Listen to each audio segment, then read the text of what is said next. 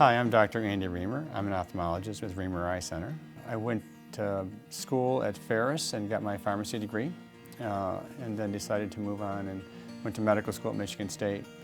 After that, I went over to my hometown of Ludington here, and where I grew up and had a friendship with an ophthalmologist here in town, Kenneth Toole, an MD here, and he was ready to leave and I was ready to come in, and it was a good mix. So I took over his practice. It was a nice transition, and practiced at that site downtown for about 3 years, and then moved to another facility that we put next to the hospital, and have been practicing there for 20 years.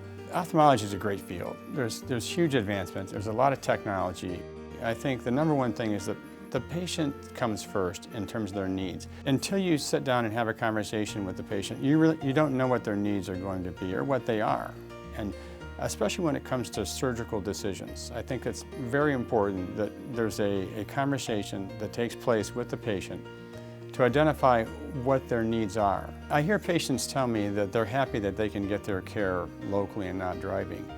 And I'm happy to take care of them. But importantly, I've discovered that patients who feel they have to go out of town to get their subspecialty care end up not going many of the times, and they lose out on quality care, or they just miss out on diagnoses and treatment of their condition because of weather, because of travel time, because of transportation. They need drivers.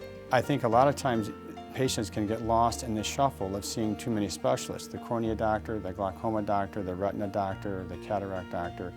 And here we kind of encompass that into the practice. To take care of all those problems under one roof, I think is better patient care.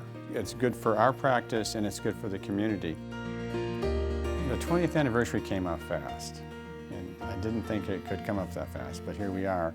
I view it now as kind of we're in our prime. You know, this is kind of a peak.